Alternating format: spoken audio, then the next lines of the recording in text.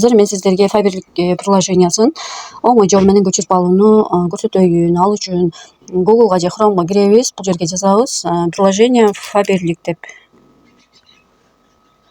Жазгандан кийин бизге ушундай бет ачылат. Мына биринчидеги мобильное приложение Fiverr деп турат. Ошону басабыз. Баскандан кийин бул жерде прямое скачивание деп турат.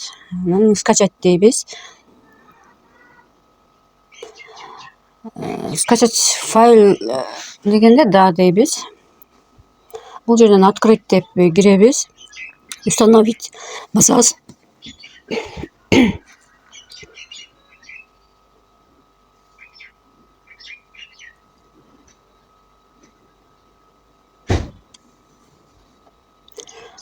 Бул жерден открыть деп киребиз. Киргенден кийин биз ушул Fiverr приложениянын ичине киребиз да. Андан кийин өзүбүздүн страна тандайбыз. Мына Кыргызстан тандалуу эле. Ал эми язык кимге кыргыз тили туура келсе кыргыз тил, русский туура келсе русскийди тандайбыз. Мына кыргыз тилин тандадым. Андан кийин мына соодага өтүү дегенди басабыз дагы. Эгерде сизге дайыма SMS келип туруусун кааласаңыз, мына билдирүүлөрдүн келүүсүн көйгөзүү деп турат кызыл менен. Ушуну басып коесуз. Андан кийин мына жерде кишинин көлөкөсү турат, профиль деген. Ушуну басабыз. Ушуну басып, мына жерде кирүү деп турат. Ушул жерди басып, мына жерге өзүбүздүн логин паролубузду жазабыз. Ар бириңиздерге регистрация болгондон кийин логин пароль келген.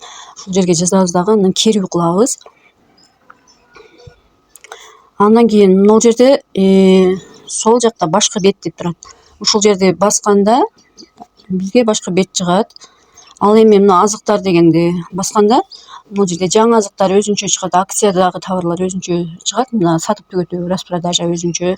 Бул жерде ар бир товарлар өзүнчө бөлүнгөн, балдарга ден соолук. Андан кийин мына профилге киргенде биз бардык нерсени көрө алабыз да. Бул жерде сиздер өзүңүздөрдүн доставкаңыздарды тандап коюшуңуздар керек. Ал үчүн мына жеткизүү аймактары дегенге киребиз. Ушул жерден сиздер тандайсыздар да, кайсыл жерде жашайсыздар, кайсыл жерде турасыздар. Мына Бишкектегилер Бишкекти тандайт.